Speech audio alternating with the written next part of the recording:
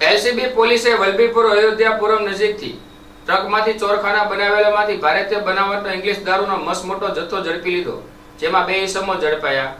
Bhavnagar LCB police પેટ્રોલિંગમાં હતી તે દરમિયાન બાતમી મળી હતી કે એક સફેદ કલરનો ટાટા કંપનીનો 1109 મોડલનો truck register number GJ06XX5326 Barvada તરફથી વલભીપુર તરફ આવી રહેલ છે.